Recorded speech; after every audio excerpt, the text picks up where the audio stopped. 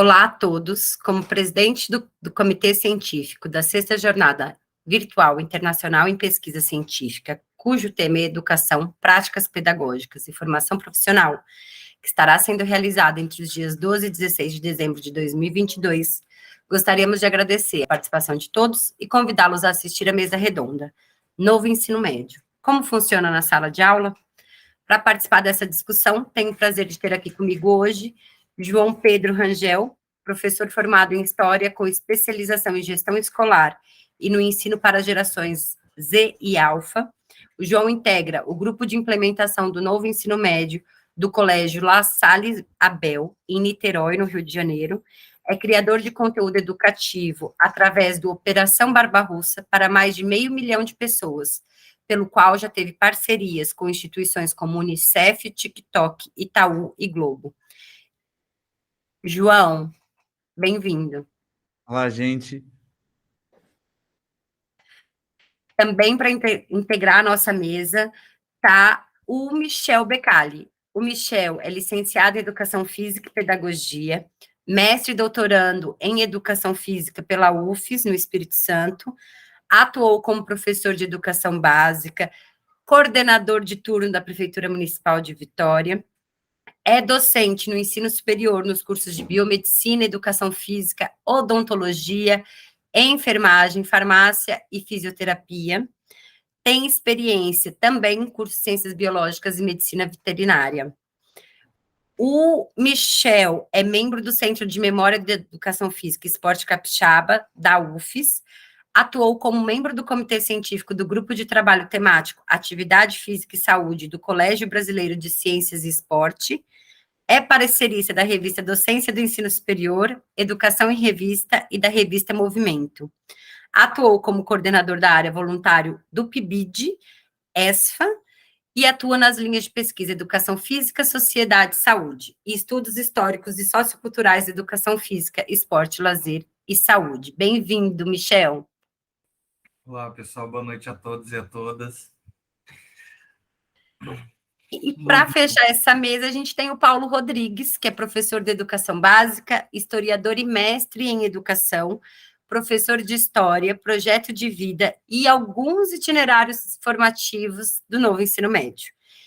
O Paulo pesquisa formação de professores e práticas pedagógicas eficazes. Bem-vindo, Paulo. Olá, pessoal. É um prazer estar aqui com todos vocês e espero que a gente tenha uma boa discussão aí nessa mesa. Gente, a escolha desses três garotos que estão aqui comigo vem da ideia de trazer professores que atuam atualmente no novo ensino médio ou que participaram e participam de alguma maneira da implementação do novo ensino médio. Para quem não sabe, lá em 2017, a gente teve uma alteração na Lei de Diretrizes e Bases da Educação Nacional, com a famosa reforma do ensino médio. De maneira bastante sucinta, aqui superficial, a gente tem pessoal de Portugal também nessa jornada, o que essa legislação altera, né? Propunha de alteração. Uma alteração na carga horária, aumentando para 3.000 horas, pensando nos 3 anos do ensino médio, então 1.000 horas anuais, dividindo uma parte comum e uma parte diversificada. Essa parte comum e a parte diversificada poderiam ser divididas em termos de carga horária de acordo com a instituição. Então, considerando 1.000 horas, eu poderia ter, por exemplo, 600, 400, considerando parte diversificada e parte comum. A ideia é que essa carga horária aumente, caminhando para um ensino de horário integral, né, no ensino médio, e essa parte diversificada permite uma maior flexibilidade, em que o aluno pode escolher áreas de aprofundamento. Muitas discussões tivemos e ainda temos sobre a implementação dessa reforma, mas fato é que 2022, esse ano que está se encerrando, era o prazo final para a implementação do novo ensino médio nas escolas de educação básica. Então, a ideia de trazê-los aqui é compartilhar um pouco dessas experiências que já estão ocorrendo nas escolas, e a gente tem aqui representado 3 estados, né, os 3 do Sudeste, no caso, Minas Gerais, Espírito Santo e Rio de Janeiro. Para começar aí um pouco a fala, cada um terá 15 minutos, eu vou ficar aqui de olho no tempo, serei essa pessoa que vai aqui fazer um movimento. Quando estiver finalizando, eu levanto a mãozinha aqui, certo? Então, para começar, eu convido o João Pedro. João Pedro, fica à vontade. Oi, gente. Então, eu vou trazer um pouco do meu relato para discutir algumas questões, primeiro importante dizer, numa perspectiva da iniciativa privada, né? Isso acho que é bom a gente ressaltar, porque são objetivos e interesses diferentes nessa implementação, né? Eu acabei pegando alguns não, bastantes itinerários. A gente fez uma divisão especificamente em 2 áreas principais, uma área de linguagens e ciências humanas, uma outra área de ciências da natureza e matemática. Dessas, eu fiquei com os itinerários com algo. Perdi a conta agora. 3 itinerários, acho que 3 itinerários mais a disciplina de história, 3 itinerários específicos de humanas. Primeiro eu vou falar do ponto que eu achei positivo, tá? Eu percebi muito. Primeiro, houve uma diferença muito grande nas escolhas, né? Porque quando a gente está falando de ensino médio, iniciativa privada, o grande foco é vestibular e aprovação em vestibular. Por conta disso, por escolha dos alunos, a grande maioria deles ficou em ciências exatas por um interesse do ponto de vista de nota em relação ao Enem, preparação mesmo. Então, houve uma discrepância muito grande nas turmas em relação às inscrições. Você teve o dobro de turmas inscritas em exatas do que em humanas. Então, isso gerou uma reorganização também do ponto de vista de quadro de funcionários, onde cada um vai ficar, horas trabalhadas para cada um. Eu tive uma redução de 4 horas semanais, ou 3 horas semanais, agora eu não vou mais lembrar de cabeça. Então, esse é um primeiro ponto que é interessante ressaltar. Uma outra questão que eu percebi, agora falando positivo, é que eu pude me aprofundar muito. Eu acabei ficando com 2 turmas só de ciências humanas para eu dar os itinerários. Eu tive uma redução de um tempo em história, então o conteúdo teve que ficar bem corrido também nesse sentido, ainda mais que eu dou aula no primeiro ano e é um conteúdo bem extenso, né, para você administrar. Eu saio de teoria da história e vou até Revolução Industrial, então é um tempo gigantesco histórico para a gente discutir aí. Então isso foi um incômodo. Nas turmas de específica, né, que eu falo que é esse pessoal do itinerário, o que eu acabei tendo que fazer é dar uma sequência, que eu falei que era um aprofundamento, mas na verdade era mais uma sequência do que qualquer outra coisa, das lacunas que ficaram nas aulas de história, né, aprofundamento de determinados temas e debates que não davam para ser levantados por uma questão de horário. Eu acabei tendo só com eles, né, que eram debates que eu normalmente teria em qualquer um deles, né? Então isso é uma questão. Mas a primeira turma, né, e aí não houve uma separação de nota, mas a primeira turma obviamente foi formada com as pessoas que primeiro escolheram, né, o curso de humanas, né, nesses itinerários. Era uma turma que ela estava muito interessada nos assuntos. Então, eu senti uma diferença nesse sentido. A segunda turma era uma turma mais que fez a inscrição ou a escolha do itinerário depois, e ela era um pouco mais desanimada, assim, em relação aos debates que eram trazidos, mas a primeira turma é uma turma que eu tive um aproveitamento muito bom, né? Para você ter uma ideia, num dos itinerários, que era sobre economia, sociedade e cidadania, um dos períodos eu peguei para falar sobre Darcy Ribeiro, né? E a gente falar sobre o povo brasileiro, o livro. E a gente conseguiu, por eles estarem animados e estarem dando sequência à aula, a gente tinha um período, eles leram todo o livro da Darcy Ribeiro, e a gente discutiu ele inteirinho. Então, assim, é uma coisa que eu teria na faculdade, por exemplo, né, no começo da faculdade. Então, nesse sentido, para eles foi muito proveitoso. Mas eu tive uma perda de horário que atrapalhou as outras turmas. As outras turmas tiveram discussões muito rasas em relação à história. Por conta da redução também, eles acabaram ficando sem sociologia no primeiro ano, por conta dessa reorganização. E aí, querendo ou não também, eu senti a necessidade de colocar no meu itinerário aulas relacionadas à sociologia. Mesmo que não seja a minha área, mesmo que eu tenha um professor lá na instituição que é infinitamente melhor do que eu nesse assunto, que dá aula lá há anos, eu acabei tendo que suprir essa lacuna. Não porque foi pedido pela escola, mas foi uma necessidade que eu percebi. Eu falei, eu não tenho como fazer discussões do itinerário de economia, sociedade e cidadania se ele não sabe o que é cidadania. Se a gente não teve debates em relação à cidadania. Então, eu tive que gastar um período inteiro dando um geral aí em sociologia, que não é o objetivo do novo ensino médio, mas por conta da lacuna de horário que foi colocada, por essa redução em detrimento de outras disciplinas do itinerário, eu acabei tendo que fazer, né, esse basicão, digamos assim.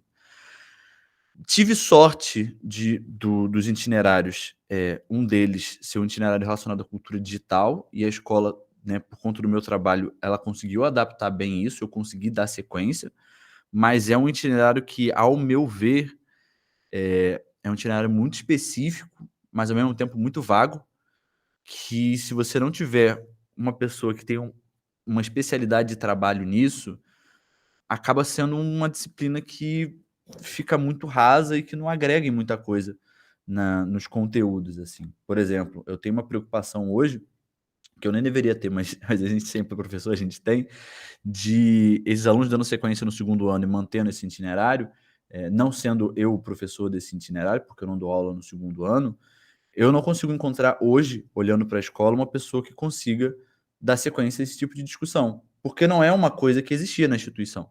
Não existia esse debate em relação à cultura digital, à ética no ambiente digital, aos dilemas que surgem com o uso das redes, enfim.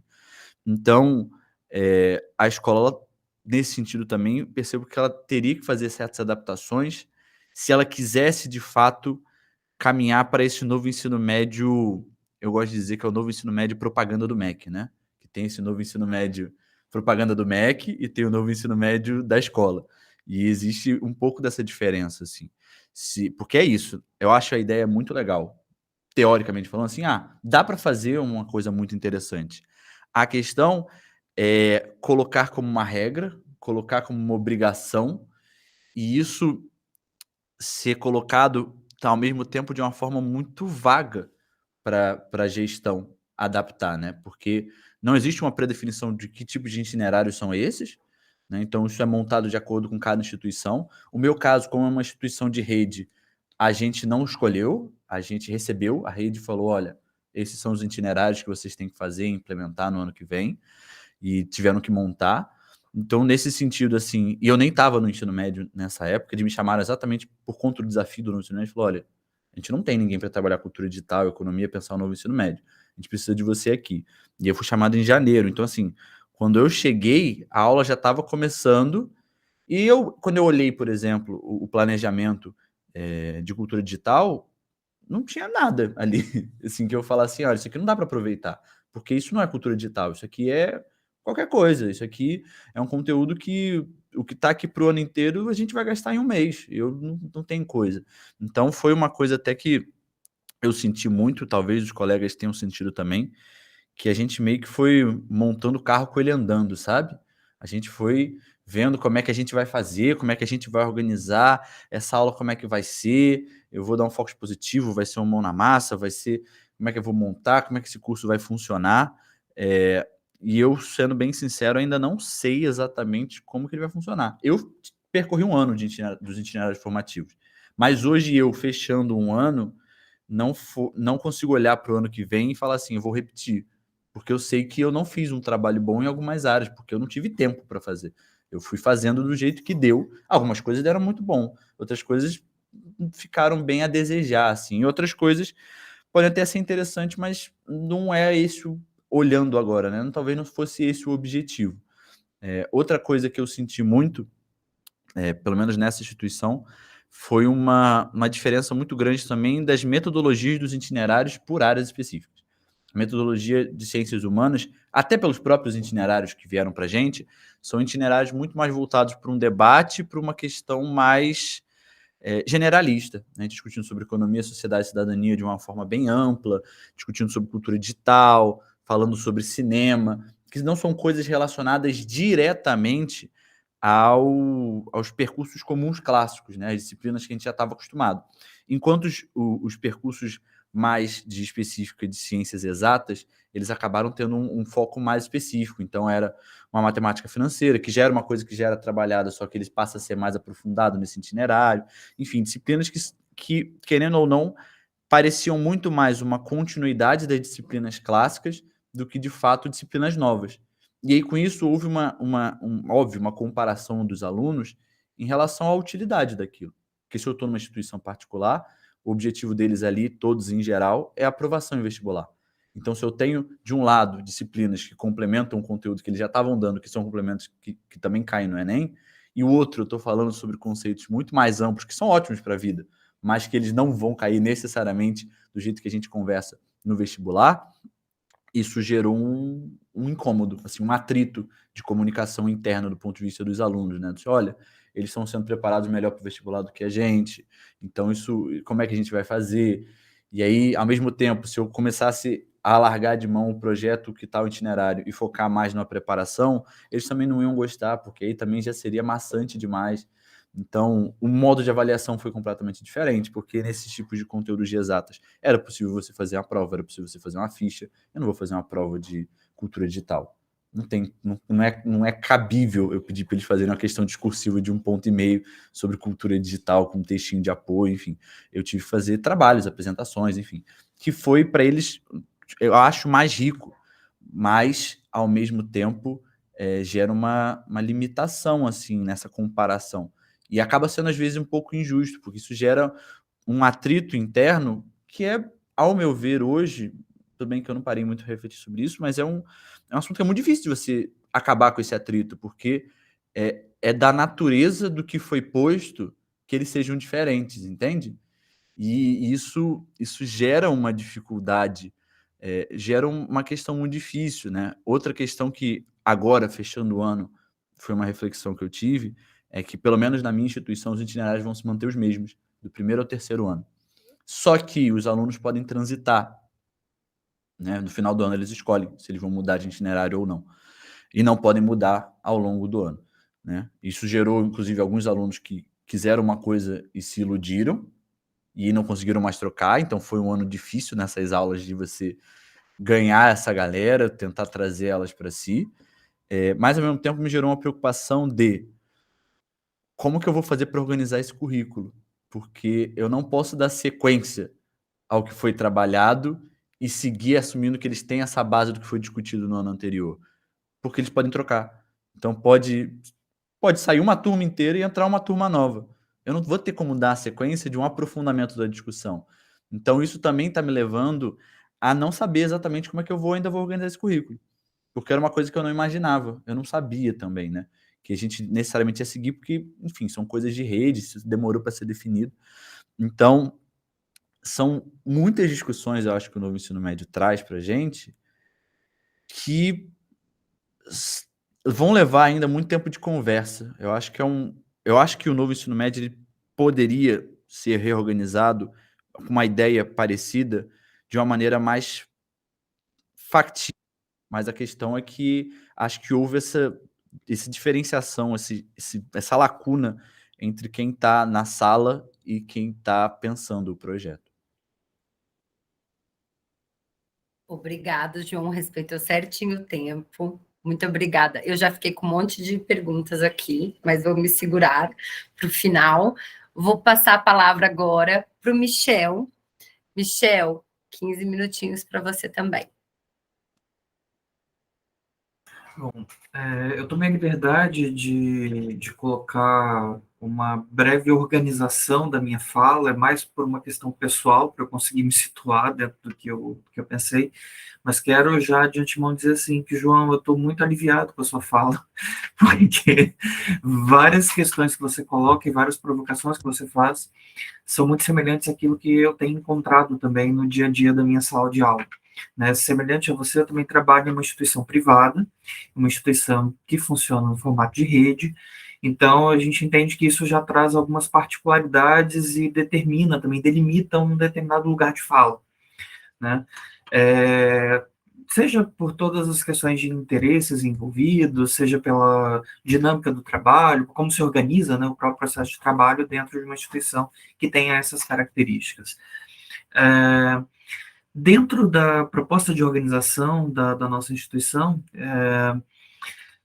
eu tenho trabalhado especificamente com disciplinas que são disciplinas eletivas, que são aquelas que os estudantes também podem optar por fazer ou não fazer, mas com algumas diferenciações também de acordo com aquilo que o João apresenta na fala dele, no sentido de que a gente começou, por ser uma rede, a gente começou com um determinado formato, de oferta dessas disciplinas eletivas, no primeiro momento, dentro da proposta de serem remotas ou conectadas, para que a gente pudesse oferecer um maior leque de opções para os alunos da rede, e a gente percebeu por uma série de motivos que esse formato não seria o mais adequado para a nossa realidade concreta. Então, migramos para o presencial depois de um mês de aula. E isso, obviamente, traz também alguns tipos de transtornos para a organização pedagógica do professor, né? Porque a turma que eu tinha no formato remoto é bastante diferente daquela turma que eu encontro presencialmente, em relação mesmo à própria composição da turma, né? Outra coisa que aconteceu também ao longo do ano letivo foi a possibilidade dos alunos poderem trocar de eletivas durante o ano letivo, o que traz um desafio, assim, tremendo, né? Seja porque o aluno foi para uma eletiva esperando uma coisa e, de repente, ele percebe que não é aquilo que ele, de fato, esperava daquele componente curricular, seja por, enfim, por uma série de motivos, isso foi possibilitado e traz aí um desafio enorme para a gente, né? Eu trabalhei especificamente, né, que é o que eu coloquei um pouquinho aqui nessa apresentação, com 2 componentes curriculares específicos, a disciplina Alimente o Mundo e a disciplina de Biotecnologia, né?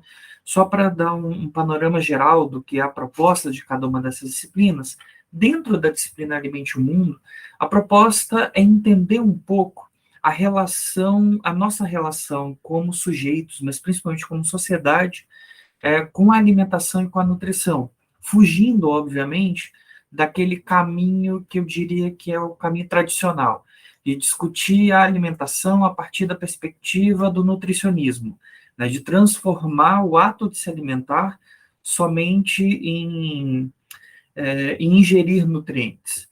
Então, é pensar também, porque não dá para pensar essa relação da alimentação e da nutrição sem discutir fome.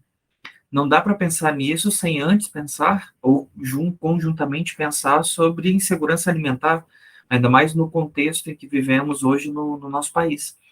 Então, a proposta da disciplina foi um pouco essa, né, de discutir um pouquinho ali da dimensão mais biológica, no sentido de pensar qual é a relação que existe entre a nossa alimentação ao longo da nossa história como humanidade e que implicações isso tem, seja para o nosso material genético, para a nossa organização coletiva, para os nossos modos de viver e de organizar a nossa vida do ponto de vista coletivo.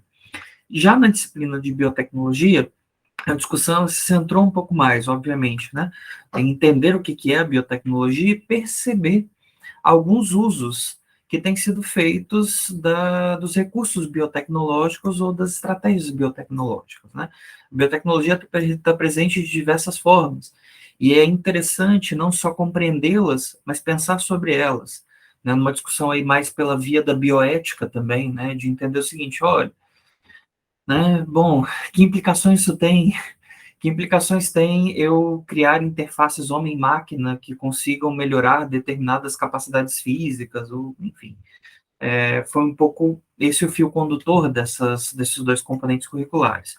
O que eu preparei para apresentar, além do meu relato pessoal, é também um pouco de algumas experiências mais, eu diria, concretas, assim, de estratégias das quais eu lancei mão durante o ano letivo para que esses objetivos dos componentes curriculares pudessem ser alcançados. Então, eu tomei a liberdade de colocar aqui algumas fotos que relatam um pouco dessas estratégias utilizadas em ambas as disciplinas.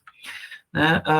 Aqui eu listei algumas, né, das que foram construídas, mas é importante dizer, assim, eu estou destacando e dando visibilidade para as estratégias metodológicas, mas eu não quero com isso, por favor, dizer que a proposta pedagógica se resume ao uso instrumental de determinadas estratégias, muito pelo contrário, né? Mas achei que seria interessante, dada a proposta da mesa, também mostrar um pouco disso, né? Mostrar assim, olha, o que eu construí junto com os alunos, o que foi possível fazer, e também alguns relatos de coisas que não deram tão certo, ou pelo menos não foram aquilo que se imaginava, né? Uma das questões que eu já posso levantar de antemão é que essa implementação do modo como ela foi feita, né, e dentro do período de tempo que foi feito, a gente tem um desafio muito grande também para o estudante, em relação a, tá, mas eu vou selecionar algumas disciplinas e que balizas eu tenho? O que eu construí ao longo da minha formação, da minha trajetória de escolarização até aqui, que me permita, de fato, fazer essa seleção, né? Eu tive situações, assim, muito interessantes, seja pelo motivo que for, assim, desde situações de pessoas que estavam interessadas, de fato, no escopo da disciplina, se interessaram pela ementa, até alunos que, meu amigo veio fazer e a gente está sempre junto, então é isso que eu vim fazer também. Então é importante pensar também, né, como que isso precisa estar atrelado à própria proposta que a BNCC nos traz de pensar os projetos de vida, de pensar, enfim, de pensar a formação desse estudante para além do processo de escolarização, né? Mas entendo também que é algo esperado, dado o momento que a gente vive de implementação, de fato, dessas propostas. Então, a gente tem avaliado dentro da instituição, pelo menos desse modo, né?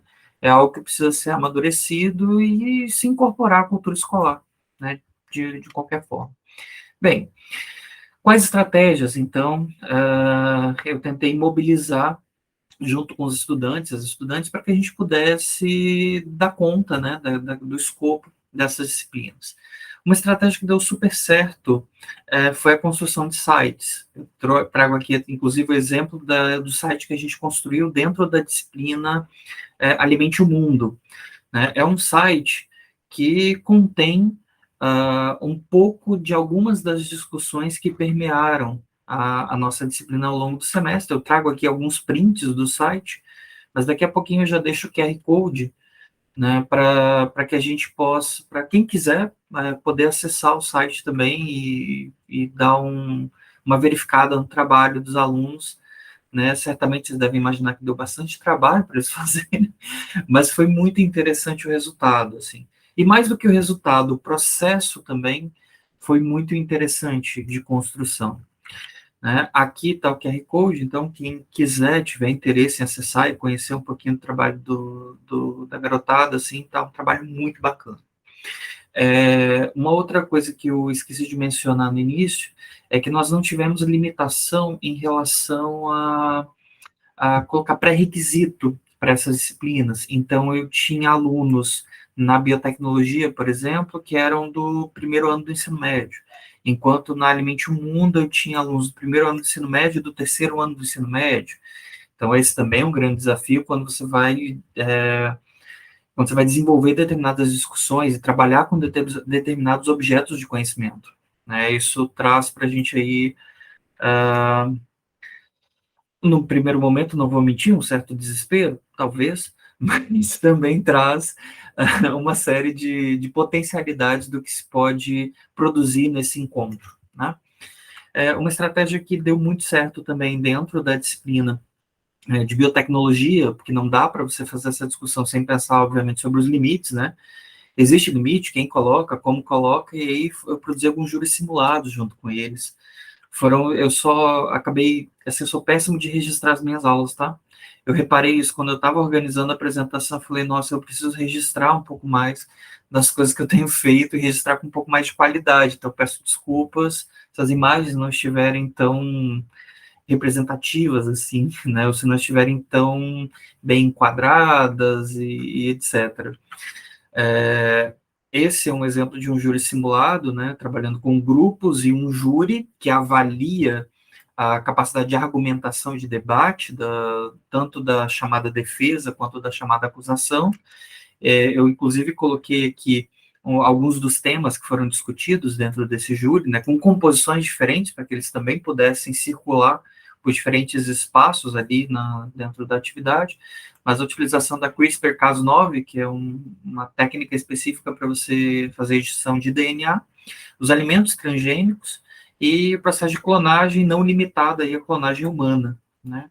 Então, foram discussões realmente muito interessantes, assim, você percebe como isso envolve muito esses estudantes no processo, assim, engaja esses estudantes no processo. Por outro lado, né, nós tivemos, como era de se esperar, e foi algo a ser trabalhado depois dentro da própria disciplina, muitas informações de fontes duvidosas, né? E você acaba tendo que discutir também com o estudante, o que eu achei fantástico, né? Precisar fazer essa discussão e poder ter esse espaço para fazer a discussão sobre o que é uma fonte confiável, sobre a valorização do conhecimento científico, né? Não aí numa dicotomia entre o que é senso comum, o que é conhecimento científico. Eu estou mais aí na vibe do Boaventura de Souza Santos, nessa perspectiva, inclusive, mas, enfim, é necessário, foi necessário fazer esse tipo de intervenção e foi bastante interessante, porque depois você vê no desdobramento, em desdobramentos futuros dentro da própria disciplina, os alunos já dizem assim, não, espera aí, na fonte que eu pesquisei aqui, em tal lugar, tá, aí você fala, opa, parece que tem alguma coisa interessante acontecendo aqui. Então, isso foi muito bacana, né? Talvez tenha exagerado, assim, no sentido de pegar ali PubMed, Medline, Lilacs, mas foi bem interessante o próprio interesse deles em dominar também esses mecanismos de pesquisa, enfim, muitos deles interessados, inclusive, em seguir carreira dentro dos cursos da área da saúde, e isso foi muito bacana. Fizemos, né, isso foi inclusive semana passada, não lembro exatamente a data, assim, mas tem pouco tempo, né? Foi próximo ali dos Jogos do Brasil. Precisam ver alguns alunos caracterizados, inclusive, para os Jogos do Brasil. Mas a aula de extração de DNA, com DNA de banana especificamente, que, enfim, é bastante simples, mas eu percebi, assim, que dentro da biotecnologia, a inclusão das aulas em laboratório trouxeram um diferencial tremendo, assim, né, em termos de identificação com a própria disciplina, né? Além da glamorização, a gente não pode negar que tem esse ar glamorizado sobre usar um jaleco, sobre estar no laboratório, que a gente poderia discutir, mas o espaço não é esse, assim, o tema da discussão hoje não é esse. Dentre outras experiências também que tivemos em laboratório. Eu trago também algumas fotos para poder compartilhar um pouco desse processo, de como ele aconteceu. E é muito interessante, assim, o engajamento deles, de verdade. Eu lembro até que um deles falou, assim, brincando, né?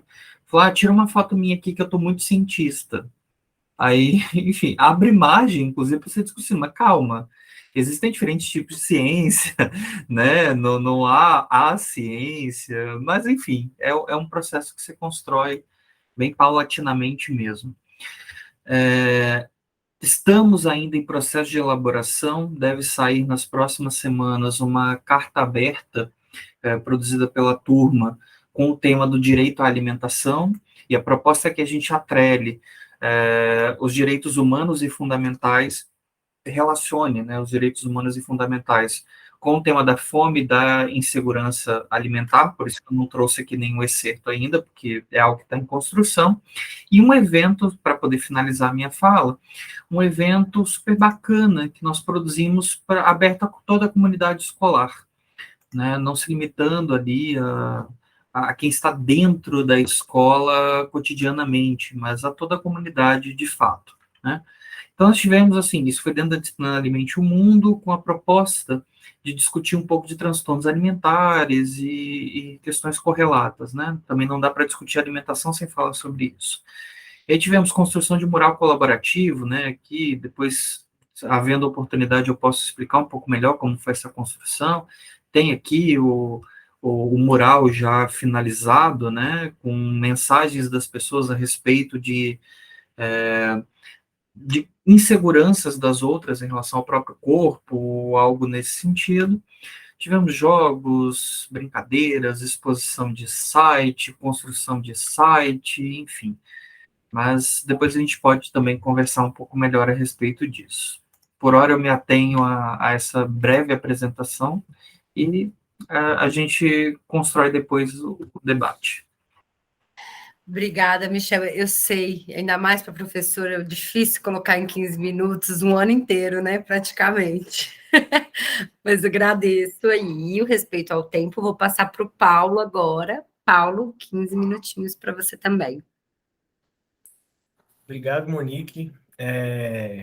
Antes de começar, assim, uma coisa que o João Pedro disse, né, assim, nessa lacuna que de quem está na sala de aula e quem está pensando o novo ensino médio tá muito latente para mim, né?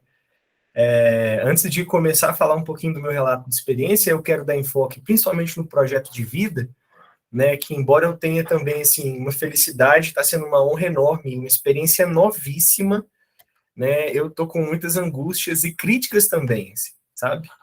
Mas eu queria começar minha fala destacando assim, né? Eu estava durante o processo assim de estudos e o que a gente chama de bater créditos na pós-graduação, quando nessa discussão toda estava em voga, assim, né? Estava, nossa, vai implementar e sai, né? Sai a lei aí. Nós discutimos muito isso na academia, né? Então eu perguntava muito aos meus professores, e aí, como é que vai ser? Né? O que a gente tem aí pela frente? Né? Porque quando eu olhava para a minha experiência do ensino médio, era, né, algo muito centrado no conteúdo e, né, assim, na minha época eu fiz parte de uma estatística de pessoas que estavam conseguindo, assim, né, durante muito tempo chegar até o ensino médio, né, onde a gente tem um pouco dessa expansão ali, né, das pessoas chegando até, né, o ensino médio.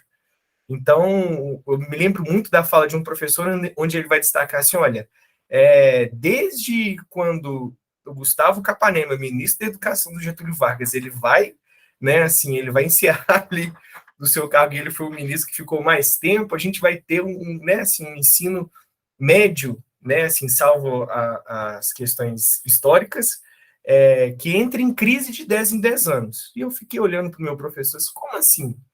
Ele fala, olha, nós não temos, né, assim, a crise de discussão, nós temos setores econômicos, né, trabalhistas que precisam ser preenchidos, nós temos,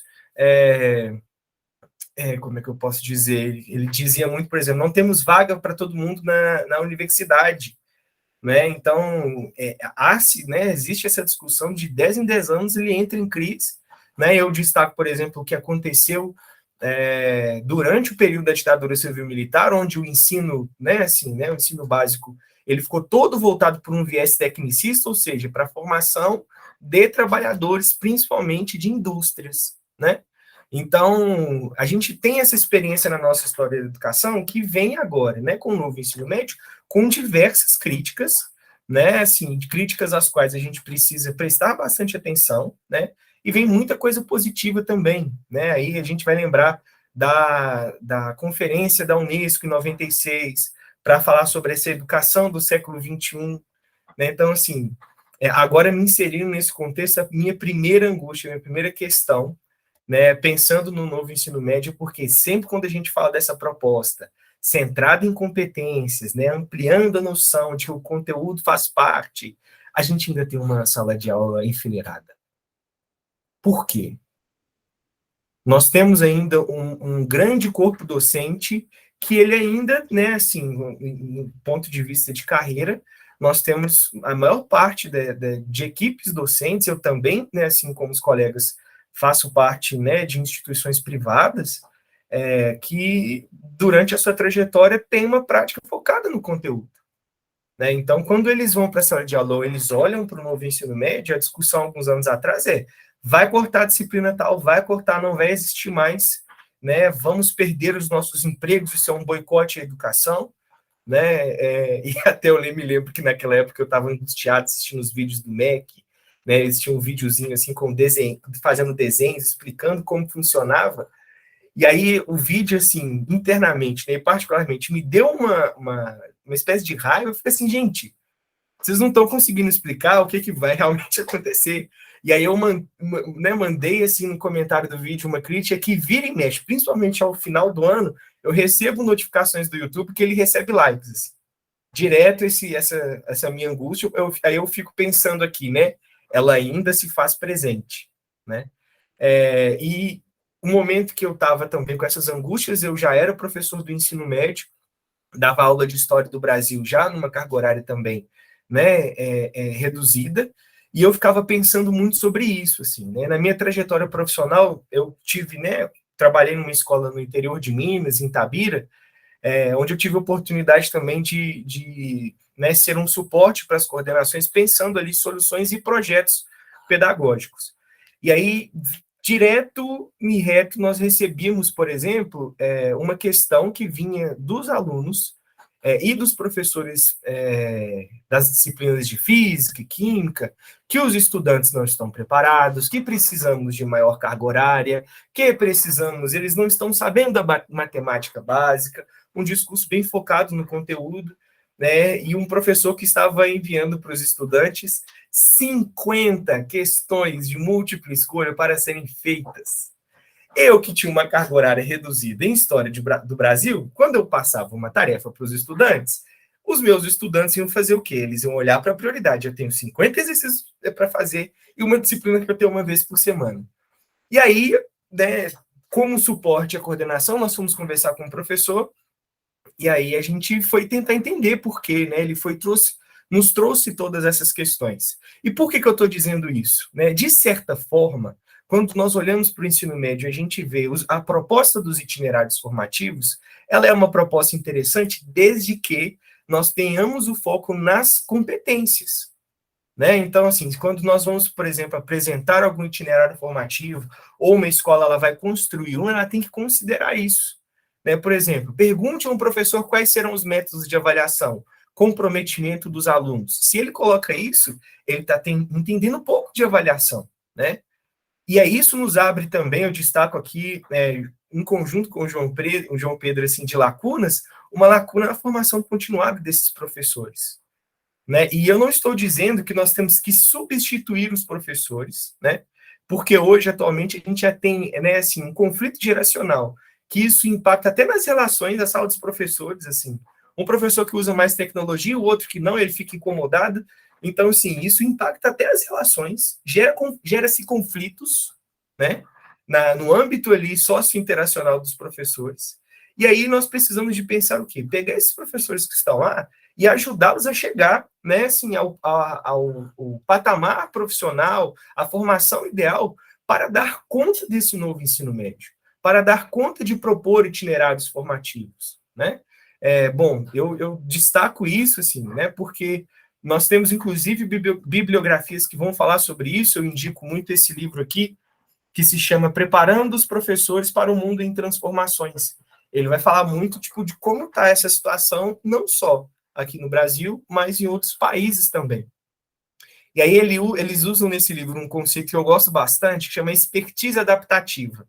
E o que seria isso? Você tipo, olhar para a sua experiência própria, sua experiência docente, tudo que você já construiu, né, todo o seu arcabouço prático e de saberes, e olhar também para as inovações que podem ser feitas, né? E no meio dessas duas coisas, você construir um corredor de, olha, eu vou, então, né, investir numa formação, eu vou tentar algumas coisas em sala de aula, né, com os estudantes, para ver como vai ser, qual vai ser a reação deles, né?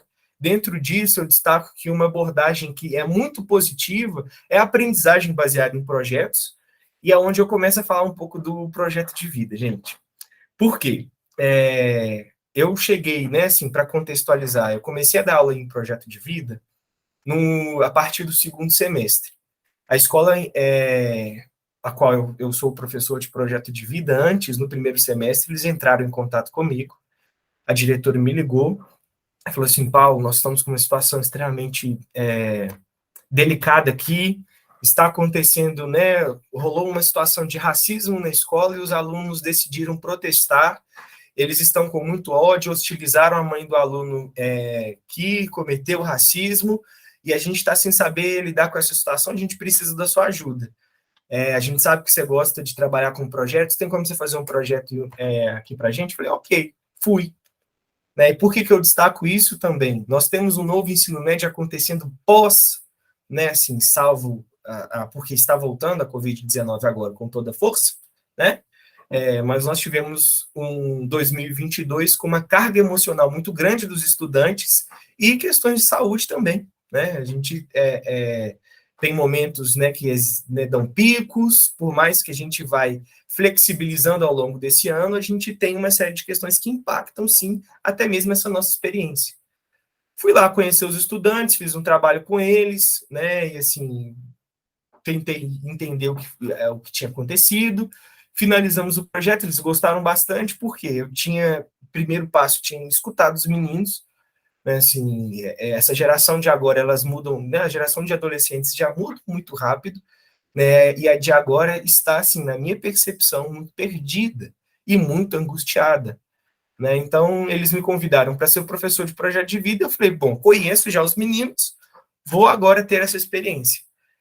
E aí que vem, assim, a minha primeira angústia com o projeto de vida, que é com o material, né? E nós temos, como o João Pedro falou, estudantes que estão com angústias em lugares totalmente diferentes, e um material que ele, né, uma disciplina com uma carga horária também reduzida, e que tem qual responsabilidade?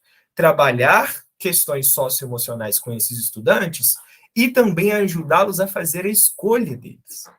Porque a gente não está definido, mas a gente sabe que o Enem vai mudar em 2024, que é o Enem que esses estudantes que estão no primeiro ano agora vão fazer, e ele já precisa dessa decisão dos meninos tomadas. Era uma das críticas, alguns anos atrás, sobre o novo ensino médio, né? E aí, quando eu pego o material, tá lá assim, trabalhar o protagonismo com os estudantes. Falei, gente, como é que eu vou chegar na sala e falar com eles assim, gente, vocês são protagonistas, legal. E aí, quando eu fui começar a discutir com eles, eles começaram a me trazer assim, professor, meu pai quer que eu faça medicina. Professor, eu estou querendo fazer artes plásticas, mas o meu pai está querendo que eu faça engenharia, porque ele disse que isso não vai ganhar, não vai dar dinheiro.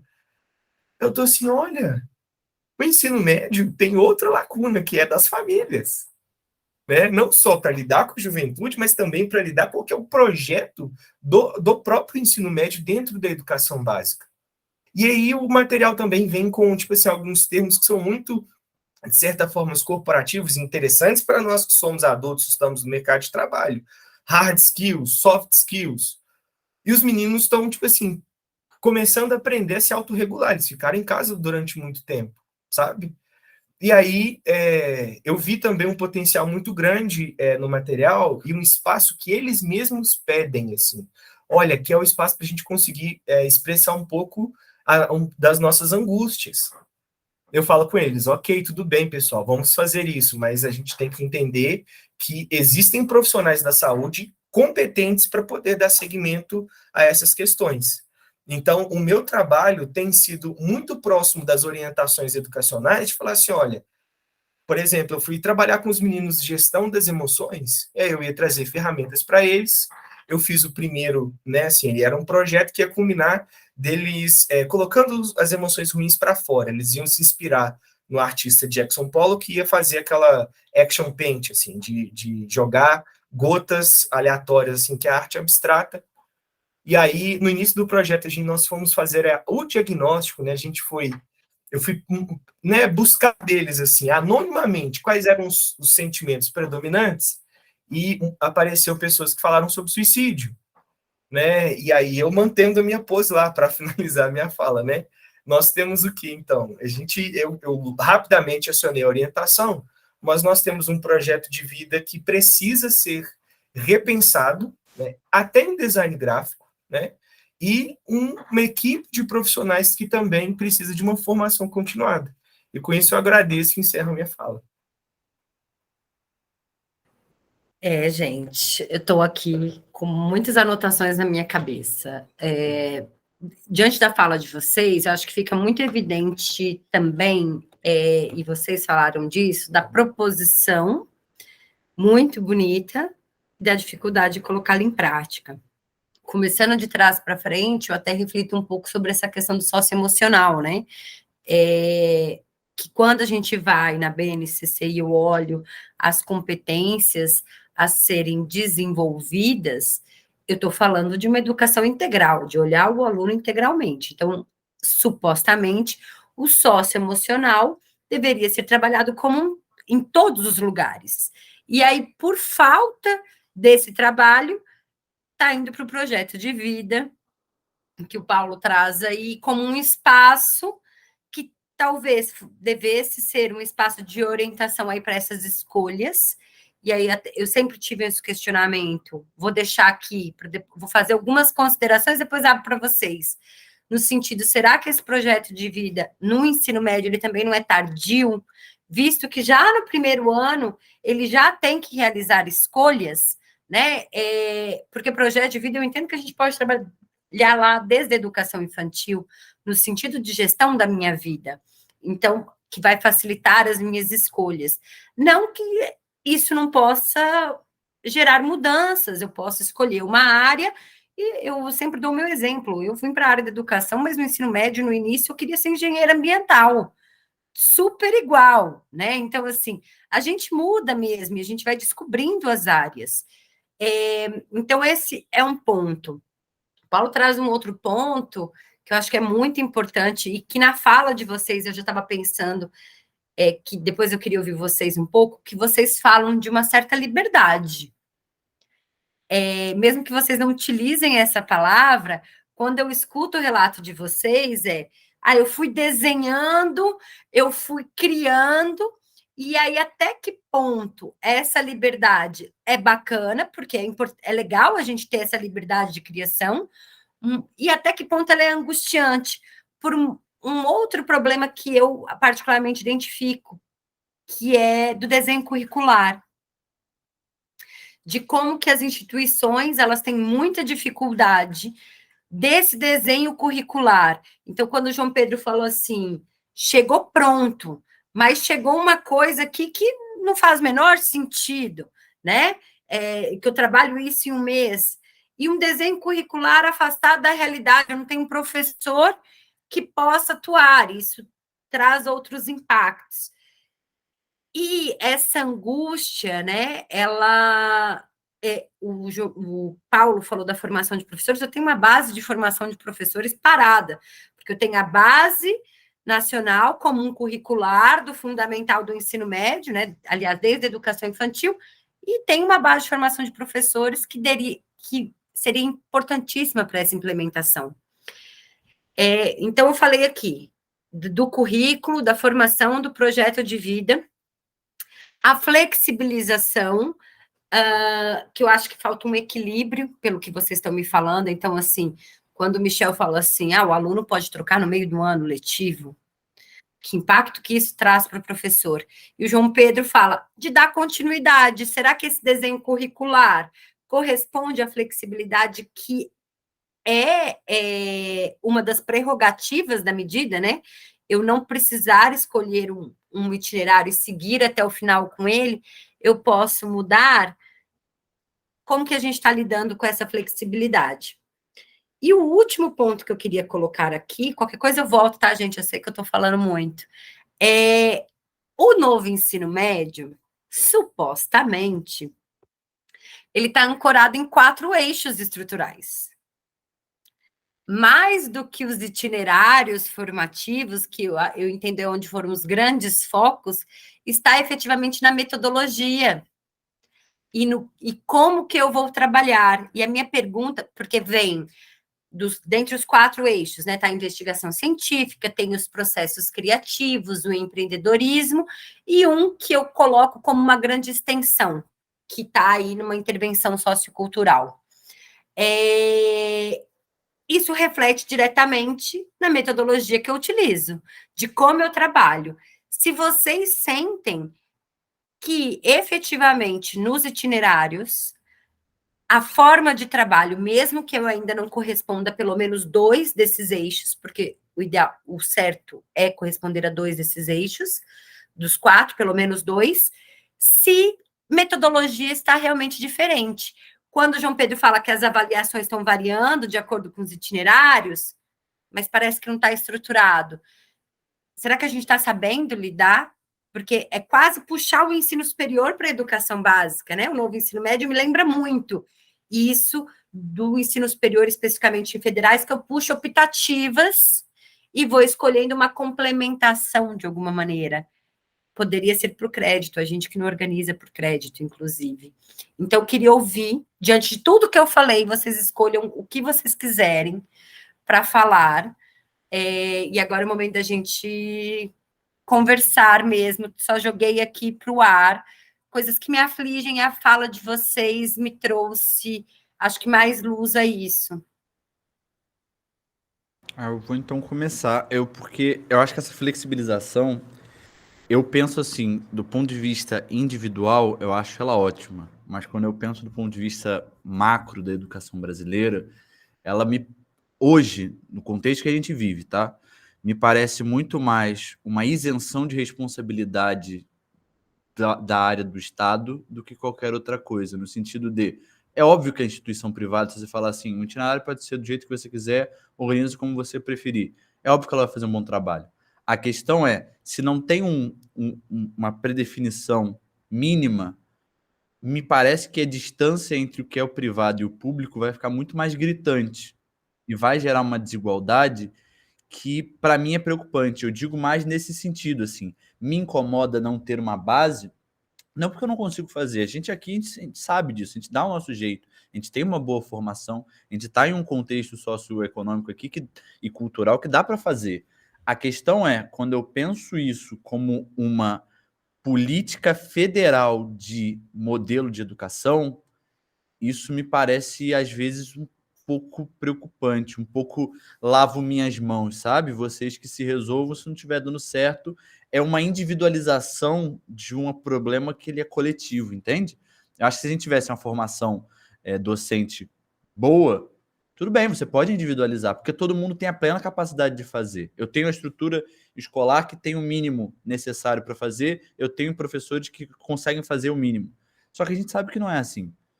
E a gente sabe que vai ficar uma discrepância cada vez mais gritante. Então, quando eu abro isso, tem instituições que vão se dar muito bem. Tem outras instituições que já não recebiam, por exemplo, repasse de verba mesmo, e agora pode passar menos. Você fala assim, olha, não precisa mais desses professores todos. Você pode contratar uma pessoa agora com um notório saber que já está na instituição de outra maneira, reduz o quadro. Você pode fazer um itinerário. Ah, faz um itinerário de, sei lá, porque enquanto na privada a gente está discutindo esses assuntos que a gente levantou aqui, você pode abrir um itinerário sobre reciclagem de latinha. E ele entra, tá tudo certo. O itinerário ele é de liberdade da escola, entende? Então, assim, eu acho que existe também uma formação que ela vai gerar uma discrepância também no processo inteiro de formação, que foi o que o Paulo levantou um pouco também do qual é o interesse. Na instituição privada vai ser ótimo, você vai ter a galera que vai ter um acesso que a gente levantou do ensino superior mais novo. Pô, lindo, maravilhoso, foi o que eu comentei. Pô, eu engoli Darcy Ribeiro com uma turma de 15 anos. Maravilhoso. Hoje tinha um aluno meu me dando uma formação de 20 minutos sobre Kant. Pô, lindo. Consegui construir isso com eles, maravilhoso. Tá bom. Mas quando eu for olhar, sei lá, comparar isso com um processo que vai estar acontecendo, sei lá, no interior de um estado que é muito mais carente, isso não vai estar acontecendo. E eu vou estar tendo uma formação que é privada, voltada para essa elevação cultural, essa elevação acadêmica, que vai refletir também numa elevação socioeconômica, enquanto o outro você vai ter uma perpetuação de uma pobreza e um distanciamento universitário também muito grande. Porque se a gente for pensar nisso, a instituição privada ela vai fazer essa complementação e ainda vai fazer uma preparação excelente para o vestibular, seja ele o modelo qual for. Ele vai usar, inclusive, como a minha usa, os itinerários como formação extra preparatória para vestibular. Porque eu tenho disciplinas nos dois âmbitos que é preparação. Ele chega e a aula é só se preparar para o vestibular. Enquanto isso, eu vou ter uma outra que não vai estar nem sabendo se organizar para esse vestibular, que vai ser com certeza muito mais complexo. Então, eu tenho muita preocupação, eu acho que essa flexibilização não vem de uma confiança no trabalho, mas sim de um largar mão de uma responsabilidade, sabe? Bom, seguindo aí na esteira do João Pedro, a gente precisa lembrar assim, que embora né, assim, exista o movimento pela base, uma discussão né, que foi feita durante um bom tempo, alguns anos, né, isso tudo foi né, implantado de cima para baixo em um contexto de profunda crise política do nosso país, do Brasil. Né? Então, nós vamos ter o impeachment em 2016, em 2017 vem a lei, e aí a implementação, pandemia, e nós estamos aí, então, em um olho do furacão de uma questão que não foi muito bem amarrada. Né? Então, assim, há essa liberdade, né, que ela é muito estratégica, né?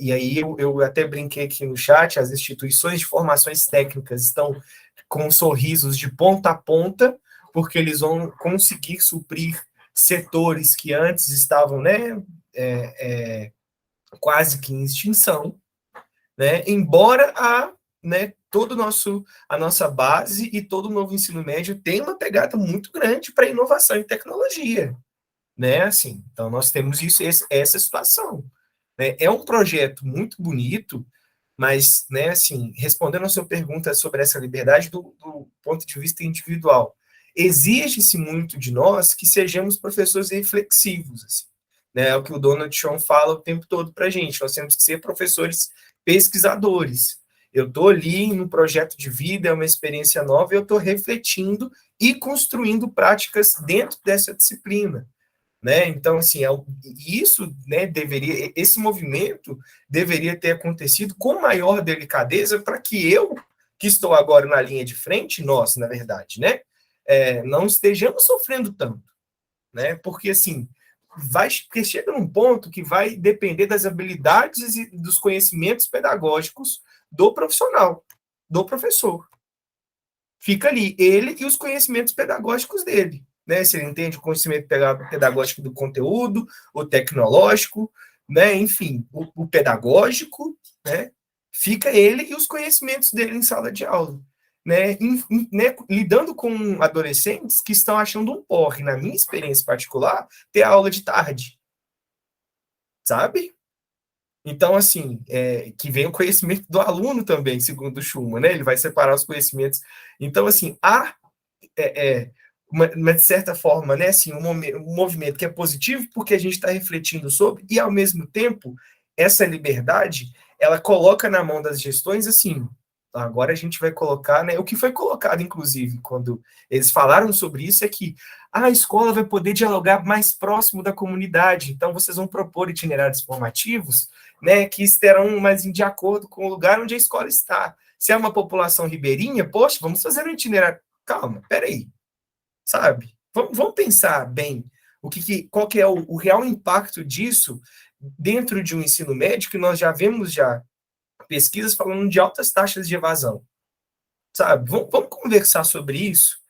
Eu não comentei no início, eu moro na cidade de Belo Horizonte e eu trabalho numa escola de elite próximo, assim, né, do currículo canadense, e aí lá o ensino médio deles está num programa que vem todo do Canadá, dentro do Brasil, com itinerários formativos das ciências humanas em inglês, e que está formatado também, assim, porque a proposta deles é uma diplomação dupla. Então, eles estão conseguindo fazer esses rearranjos e vendendo isso enquanto produto e mercado. E aí eu fecho a minha fala destacando isso também, né? A educação, ela é um grande mercado, né? Nós temos grandes investidores de outros setores que investem em educação, porque não vai parar de ter gente. Nós chegamos à marca de 8 bilhões de pessoas no mundo, e essas pessoas vão passar pela educação básica. Mais dinheiro no bolso de alguém, né? Mas, como o João Pedro disse, vai, né, se não for feito um projeto, né, com delicadeza e sensibilidade à proposta do que está acontecendo de fato no nosso país, principalmente agora, vai acirrar a desigualdade social, que já não está assim, uma coisa, né? A gente chegou a atingir agora a marca, voltamos, né, ao mapa da miséria. Então, nós temos grandes problemas sociais e uma proposta linda no papel. Bom, eu penso que, assim, dentro de tantas questões que você levantou, Monique, que João Pedro levantou, Paulo também, sim, tem várias que eu gostaria de colaborar, mas eu vou tentar partir também concordo, obviamente, com as colocações dos meninos, e isso a gente percebe muito claramente, assim, pelos lugares de fala, como essa lógica de mercado é super forte, como essas desigualdades são extremamente evidentes, né, até por circular também em diferentes espaços que não somente a instituição onde atuo no setor privado, você consegue notar, assim, claro, a instituição ela vai organizar a sua oferta de ensino médio a partir das condições que ela tem. Que condições são essas? Que falar de condições numa escola de um determinado porte, ou falar de cunho privado, inclusive, falar de condições numa escola pública do interior de um determinado estado, assim, a realidade é completamente diferente. Muitas vezes você não tem nem o professor que possa dar conta de diversificar esse itinerário formativo que é fornecido para o estudante, enfim, a gente não pode negar, obviamente, esse tipo de especificidade, né? E eu fiquei pensando muito a partir da fala do Paulo, quando ele falava sobre os projetos de vida, toda a gestão socioemocional, né? E uma coisa que eu tenho percebido, assim, e tenho visto com muita preocupação, exatamente porque parece que, em alguns casos, o que ocorre é o seguinte: olha, tem que fazer isso aqui, a gente tem que dar conta disso aqui. Então, professor, você que perdeu carga horária, toma aqui para você complementar sua carga horária. Professora, você que está enfrentando essa situação, enfim, não tem ninguém que consiga tocar essa disciplina, vai ter que ser você, então eu preciso que seja você, enfim.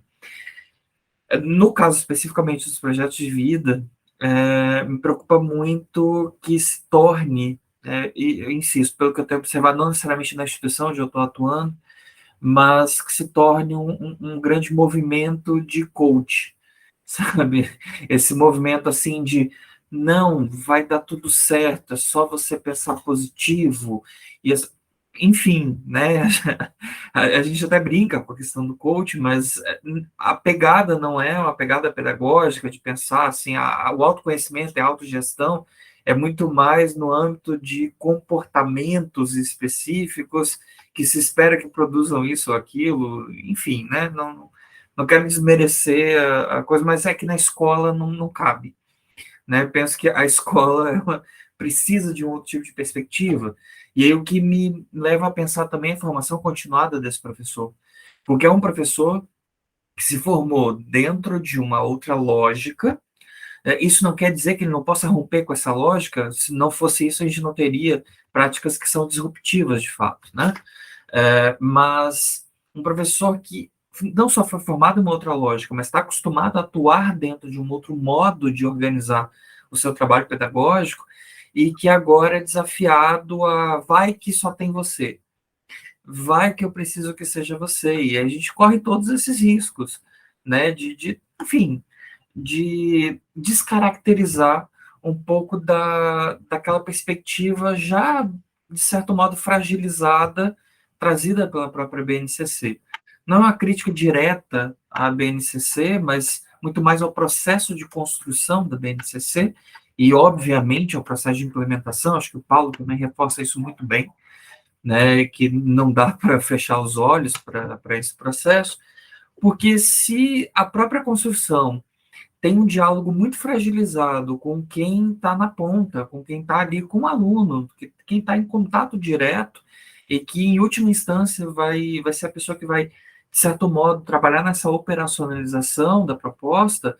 Se não tem esse diálogo, você vai esperar o quê de um processo de implementação que venha do modo como vem, né? Então, isso é algo que me preocupa, que me leva também a pensar na questão das metodologias que Monique destacou, né? Porque, assim, ok, eu consigo, talvez, dentro de um componente curricular ou outro, tentar subverter, não diria inverter, mas subverter um pouco a lógica da reprodução, subverter um pouco a lógica de que o professor é o centro do processo, enfim, toda aquela coisa muito característica da pedagogia tradicional, e que a gente sabe que ainda se faz presente em muitos casos. Talvez eu consiga subverter isso, mas em que medida ou que força tem essa subversão dentro do contexto mais amplo da instituição? Percebe? Porque não dá para ser uma lógica disruptiva dentro de um componente curricular específico, se isso não é uma proposta pedagógica de formação da escola. Então, são questões assim que e angústias ao mesmo tempo, né, que eu compartilho aqui, porque é um pouco do que, dentro do meu contexto de atuação, é o que tem me inquietado, né? Porque aí eu digo assim, aí tem um aluno que fala assim, professor, tem que fazer muita coisa nessa sua disciplina, toda hora você pede para a gente montar alguma coisa, para a gente produzir alguma coisa, eu vou lá para a disciplina do fulano, que ele só fica falando, eu durmo e tá tudo certo, né? E aí você fala, cara, mas poxa, que perspectiva de formação você tem, sabe? Ao mesmo tempo, como é que eu vou dar conta de discutir com o aluno, dentro da carga horária que tem, como é que eu vou dar conta de discutir com o aluno assim, não, calma, como é que você está pensando essa disciplina eletiva dentro do seu processo de formação? Né, eu fui perguntado há poucos dias atrás se na minha disciplina reprova. Porque eu falei assim, eu acho que eletiva não reprova, então, professor, eu estou cansada, enfim, né, é óbvio, a gente mostra um pouco daquilo que dá certo, mas também tem esses percalços que a gente enfrenta que causam um tanto de inquietações também. Então, acho que acabei passando por alguns dos temas, perdoem se eu não entrei muito em um ou outro, e também um pouco da conversa terapêutica individual nesse caso. Gente, sabe que essa conversa tá me fazendo relembrar 2018, que eu estava na sala de aula, lecionando para o curso de pedagogia, e a gente estava discutindo justamente a reforma do ensino médio. Eu lecionava a disciplina sobre ensino médio, e olha, coincidência ou não, a disciplina era ensino médio e ensino técnico. Era a mesma disciplina. E aí a gente estava discutindo a reforma, a base, né? Naquele que foi, acho que uma coisa muito importante quando vocês estavam falando, porque a gente tem uma base que sai do infantil ao fundamental 2, e a gente tem um período, um hiato, até sair a BNCC do ensino médio, e que é o mesmo, que apesar de hoje, quando a gente baixa, eu tenho o documento do infantil ao ensino médio, a sensação que eu tenho é que ela ficou muito descolada. Porque quando a gente fala desse projeto de vida que poderia iniciar antes, em termos de dar continuidade, o que eu sinto é que houve um descolar. É como se efetivamente o ensino médio não fizesse parte da educação básica, né? Está separado. E eu teria que pensar continuamente. Então, como que esse aluno sai do 9º ano e escolhe um itinerário formativo? E a questão metodológica, né?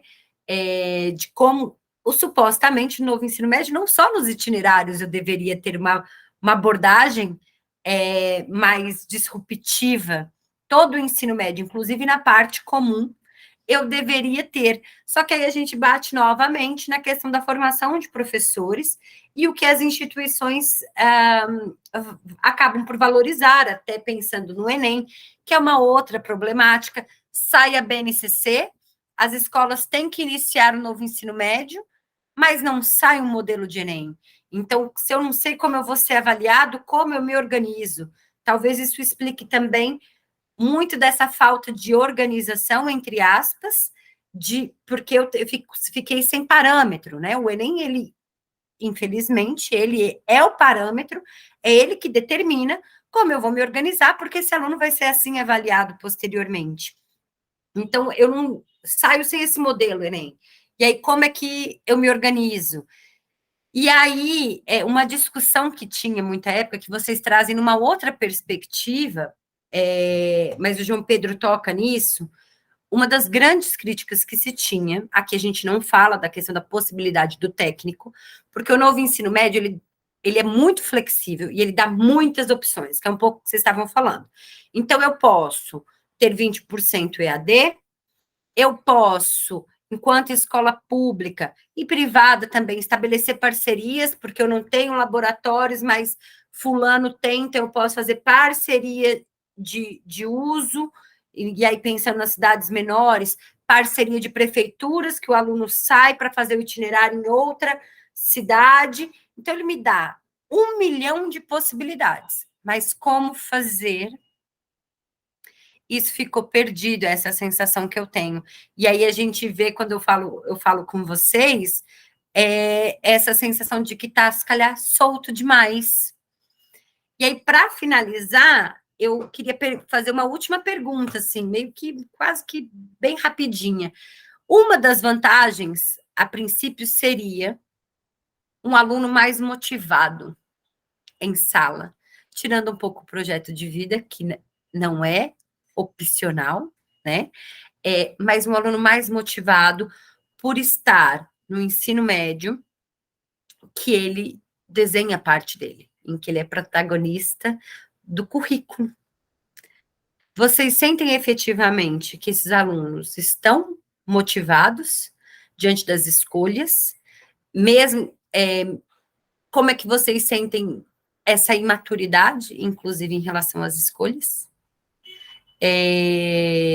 porque eu não acho que isso vai mudar agora, né, galera? Eu acho que vai agora alinhavando melhor. Mas como é que vocês veem isso da motivação deles, que, inclusive, o novo ensino médio vem com essa desculpa, inclusive, né? No sentido de a gente não pode perder essa geração que está evadindo do novo ensino médio. Acham que o novo ensino médio pode se organizar e realmente ser essa possibilidade? Fala, Paulo. Eu prometo ser breve, mas isso é bem complexo. Eu acredito que no atual momento que nós estamos vivendo, assim, uma experiência do primeiro ano, tá? Que não. A gente discutiu bastante aqui que foi algo de cima para baixo, né? Você enfatizou bem, por que não começar a trabalhar o socioemocional na educação infantil e principalmente fazer uma grande conexão e inserir os estudantes, né, que vão para o ensino médio nesse processo, né? E aí eu estou falando, né, eu respondo, enfatizo o meu não com o quê? Eles tiveram uma experiência até então de educação básica nos anos finais que possivelmente não foi bem sucedida na construção da autonomia e, né, dar-se ferramentas ali para que ele consiga fazer essas escolhas. E assim, né, para finalizar, os meus estudantes, quando eu fui trabalhar com eles vocação, profissões, né, eles tinham dúvidas assim primais, por exemplo, eu vou fazer economia de exatas, eu falo, não, é da área das ciências, né, assim, desculpa, ciências econômicas. Aí eles falam assim, é de exatas, da área de exatas, eu falo, não, é das sociais aplicadas. O que é isso, professor? Sabe? Ou então, uma grande parte que está preso e angustiado do não sei. Sabe? Porque como eles têm experiências com a disciplina, e aí acaba, né, assim, atravessada pela relação também com o professor, né, assim, muitos falam assim, detesto história, por quê? Porque teve uma má relação com o professor. Não necessariamente, quer dizer consequência com a disciplina, sabe? Então a gente tem essa bagagem chegando agora no ensino médio, e os meninos tendo que fazer escolhas, né? E como eu enfatizei também, o projeto de vida e os itinerários formativos opcionais, eles, com a carga horária que tem, eles não dão conta de, né, transformar essa situação para algo que seria ideal. Eu vou dar sequência nisso. Eu acho que o que veio muito é de que o ensino médio resolveria o problema da evasão. Mas eu não acho que o problema da evasão escolar esteja na escola, né? Acho que essa é a principal questão. A evasão acontece muitas vezes porque esse menino ele precisa trabalhar. Esse menino ele tem outras preocupações que ele não deveria ter, mas ele tem. E ele abandona o ensino médio. Não é porque ele não gosta do ensino médio. É muito difícil. Esse é o caso menor. Esse é o caso do cara da escola privada, que não quer nada. Mas o problema da evasão, tecnicamente falando, não é esse cara. O problema da evasão é o cara que, às vezes, a escola tá num tipo de horário que ele não tem como, que chegou uma idade que a família dele chegou lá, olha, com a idade que você tem, eu preciso que você comece a trazer renda para casa. Então, assim, ele tem que fazer uma escolha que é muito cruel, que é arranjar dinheiro para comer ou estudar. E, infelizmente, às vezes não tem como fazer os dois. Não, tem gente que não dá. Tem momentos que não tem como. Tem momentos que você tem escolhas. Então, eu não acho que você, colocando ele para escolher, vai fazer muita diferença para esse cara. Eu acho que você vai resolver o problema do cara que está no conforto como a gente está hoje, que ele pode falar assim, isso eu não tô afim, e eu sei que se eu não tiver afim, eu vou estar em casa e meu pai vai me apoiar. Esse cara, se você der mais escolha, talvez ele não evada. Mas assim, ele não é a minha preocupação, e ele não deveria ser a preocupação do ensino médio, como um projeto nacional, entende? Isso é uma preocupação minha, isso é outra questão. Então assim, acho que para você resolver o problema do ensino médio, na verdade, você tem que resolver os problemas que levam à evasão, e o que leva à evasão não é isso. Eu acho que esse é uma questão. Agora, do ponto de vista de interesse, de experiência pessoal, tá? Eu acho que é possível, sim, você ter um interesse maior deles. Acho que tem esse problema da escolha, eles não têm essa liberdade desenvolvida antes, eles não sabem praticar essa autonomia, isso é verdade. Então, também acho que se você quiser fazer essa reforma, quer pensar em reformular a escola, né, desse metodologia, de toda essa prática que a gente vai fazer, você tem que fazer de baixo para cima, não de cima para baixo. Acho que você tem que começar lá embaixo e esse reflexo ele vai acontecendo ao caminhar dessa vida escolar. Então, se você fizer isso no fundamental, no ensino médio vai ficar muito mais fácil você implementar um novo ensino médio se eu tenho um novo ensino fundamental. Para mim, me parece mais lógico no problema de solucionar esses problemas que são levantados. Mas eu acho que é possível sim. A questão é, a escolha não é muito escolha, porque existe uma limitação clara. Como que eu vou oferecer, por exemplo, uma coisa é eu fazer uma escolha numa instituição federal enorme. Aí eu tenho como fazer várias escolhas, porque eu tenho uma estrutura gigantesca, eu tenho uma dinâmica completamente diferente. Aí eu posso escolher, e aí eu vou ficar muito feliz, eu vou montar a minha escolha do jeito que eu quero, e é crédito, e se eu não quero agora, se eu quero ano que vem, beleza, acho isso lindo. Eu, por exemplo, vim de uma instituição particular, de ensino superior, que eu tinha pouquíssimos professores, eu não tinha escolha. Não é porque eles não queriam me oferecer escolha, porque a estrutura não permite. E uma estrutura de ensino médio não tem como permitir escolhas muito grandes. Ele vai escolher, no máximo, o que eu vejo hoje, o que eu conheço de outras pessoas que também trouxeram essa experiência para mim você tem duas escolhas. Ou você vai para esse lado, ou você vai para esse lado. E os dois lados, você tá fixo, vai ter isso ou é isso. E você escolhe. Então, não acho que seja uma grande escolha, eu não acho que mudou muita coisa. Eu acho que você tem interesses diferentes. Mas, assim, então, do meu exemplo pessoal, que eu já tinha até comentado antes, a primeira turma de humanas, que é uma turma que realmente estava interessado nesse olhar das humanas mesmo, eles adoraram. Eles ficaram muito felizes, eles ficaram muito motivados com as minhas aulas. Pô, eu tive aluno no último trabalho que eu fiz sobre os filósofos se degladiando para ver quem pegava Kant, porque eu disse que era mais difícil. Foi nesse nível, assim. Por quê? Porque eram alunos que, quando isso aconteceu, a primeira coisa que eles falavam assim, cara, é isso que eu quero seguir na minha vida. É isso que eu tenho interesse. Então eu vou. Para esse aluno foi ótimo. Mas, assim, eu tenho vários outros alunos que têm interesse em ciências humanas, ou em ciências sociais, ou em linguagens, ou em artes. Mas que o currículo, do jeito que está montado hoje, para essa grande área que foi colocada, não supre a necessidade dele.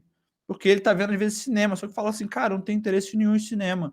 Eu tenho interesse em escrita criativa. E eu não vou ser contemplado com isso. Então, por mais que seja a área dele, ele não vai estar motivado. Então, assim, dá para ter motivado? Dá. Se você tiver disciplina que motive aquele aluno, dá. A questão é, eu nunca vou conseguir fazer isso com todos os meus alunos, porque eu não tenho como oferecer essa possibilidade de escolha grande o suficiente que se imagina no projeto em nenhuma instituição hoje, não importa o quão grande ela seja. A minha instituição tem 6 turmas de primeiro ano. É uma instituição que tem relação com universidade, é uma instituição gigantesca. Mas ela não tem como oferecer essa estrutura, até porque, do ponto de vista, aí, já que estamos falando dessa estrutura, essa estrutura geralmente é de instituições privadas. E das instituições privadas que geralmente têm esse aporte, essa estrutura muito grande, não faz sentido econômico para eles. Não tem para quê. Então, assim, eu acho que são coisas que têm que ser refletidas nesse sentido. E aí, só para eu fechar, eu também queria pegar o que você comentou do Enem, né, que a gente não tem o Enem. Né? E, para mim, eu acho que a gente não ter o Enem e ter o novo ensino médio reflete muito mais aquilo que eu já tinha percebido como novo ensino médio, que é esse lavar de mãos. A gente não tem o novo ensino médio porque a gente não tem a menor ideia do que foi feito. A gente só tirou responsabilidades da instituição federal e a gente não tem objetivo. A gente não acha que isso foi feito do ponto de vista federal, tá? Eu acho que quem ficou envolvido do ponto de vista acadêmico, óbvio, teve um embasamento muito grande para isso. Mas não foi esse o objetivo do projeto. Eu acho que me parece muito mais uma questão de, olha, enxuga investimento, enxuga tudo, enxuga responsabilidade, enxuga cargo. E a gente está andando no escuro. Então, assim, como é que é o Enem? Como que a gente vai avaliar se o novo ensino médio está sendo feito? A gente não sabe. Por que a gente não sabe? Porque não foi definidos os critérios do que seria um bom aproveitamento desse processo. Eu também não acho que a educação tem que ser pautada numa avaliação final. Mas a avaliação final dá para a gente o que é esperado como projeto educacional nacional que esteja sendo desenvolvido. Então, se eu não tenho essa avaliação, me parece, até agora, inclusive, a gente não ter, porque uma coisa é não ter quando lançou o projeto. Outra coisa é não ter quando começou o último ano de implementação. Outra coisa é não ter no primeiro ano depois da implementação do prazo final. Isso me diz muito mais no sentido de, cara, a gente não tem porque a gente não tem a menor ideia do que a gente quer como projeto. E isso, para mim, é preocupante, porque eu não sei como que eu vou fazer para seguir um projeto em escala, né, nacional, porque eu posso conduzir de uma maneira, a gente viu cada um aqui conduzir de uma maneira, com finalidades diferentes. Mas eu não estou fazendo um novo ensino médio em escala nacional. Eu estou criando escolas soltas que fazem o que elas quiserem. E tudo bem, pode ter escolas que vão ser muito boas, podem ter escolas que vão ser desastres. porque eu não tenho uma base do que eu quero fazer. Então, se eu não tenho a base do que eu quero fazer, eu não vou ter uma implementação de uma educação de qualidade. Eu estou entregando essa educação para Deus dará. E isso me preocupa bastante. Na esteira do que o João Pedro coloca, né, assim, uma preocupação que para mim é muito latente é de uma certa visão utilitarista também que se tem da oferta da formação e da própria formação em si, né, no sentido de que eu me lembro no início da fala de João Pedro, ele comentou assim, olha, a gente teve uma composição que fez com que tivesse mais procura de determinada área, que é aquela dos saberes mais tradicionalmente valorizados dentro do processo de escolarização, desde que ele existe, né? Enfim, então, me preocupa muito isso, sabe? Me preocupa porque, se não for pela via da escolarização, talvez esse aluno não consiga ter acesso a determinados tipos de conhecimentos, saberes, a determinadas discussões, objetos do conhecimento, que ele não teria em um outro espaço, né? Que não seria uma opção para ele a priori, né? Eu digo isso porque em relação à possibilidade de ampliação do repertório formativo do estudante, portanto das opções que ele teria para escolher, né? Até porque só dá para escolher se há opção, senão é qualquer outra coisa, menos uma escolha, talvez muito mais um direcionamento, e a gente fica à mercê também daquilo que é financeiramente viável, né, para a instituição, assim, se tem um aluno que está interessado numa eletiva de expressão corporal, por exemplo, mas são, sei lá, 4 alunos dessa instituição que têm interesse em pensar um pouco para além da dimensão biológica, o que é o corpo, o que ele pode, o que ele não pode, o que ele expressa, o que ele representa, como se constrói, como se desconstrói, enfim. E ele acaba tendo que optar por uma disciplina de, sei lá, educação financeira, porque é isso que, dentro das opções, é o que ainda tem vaga para o aluno poder estudar, ou ele vai optar por uma disciplina, sei lá, de biotecnologia, por exemplo, porque a mãe já falou que vai tentar o vestibular de medicina, e aí não vai perder, com muitas aspas aqui, obviamente, não vai perder tempo com determinados conhecimentos, com determinadas áreas, inclusive, porque o que importa, dentro dessa perspectiva familiar, é isso. E aí a gente sabe que dentro da instituição privada, principalmente, essa pressão exercida pela família sobre o que se espera do processo de escolarização é um pouco diferente, assim, do que a gente vê em outros espaços, né? É muito aquela de, não vai ser assim, não, então estou tirando meu filho, enfim, tem a dinâmica, né, de trabalho ali, a dinâmica que se estabelece com a família também é muito diferente nesse sentido, pelo menos falo isso a partir do meu lugar de fala, obviamente, né? Então, eu fico pensando muito nisso, assim, eu acho que essa proposta do novo ensino médio, como está sendo colocada, né, ou como está sendo materializada de fato, ela nos traz, dentre tantos riscos, também esse risco do utilitarismo e da mercadorização da formação. Quando Monique fez o comentário, eu até me lembrei, eu falei, de fato, assim, em alguns casos, parece que, assim como já tentamos fazer com a educação infantil em algum momento, né, e ainda temos ali tentado fazer essa antecipação e de tornar cada vez mais precoce a especialização, a hiperespecialização, eu fico muito preocupado com isso também. Né? Assim, bom, primeiro, o que esse aluno vai poder de fato acessar? Segundo, se isso realmente parte de algo que faz sentido para ele e o que se produz a partir disso em termos de formação, em termos de cidadão, inclusive. Que cidadão é esse, que cidadã é essa, que se forma nesse jogo de relações de força enfim, acho que é algo para a gente pensar com urgência. A gente, que eu digo, não nós individualmente ou em pequenos coletivos, mas nós como sociedade. O que a gente espera do processo de escolarização e o que ele tem no que ele tem se transformado de fato. né? Acho que é um pouco por aí.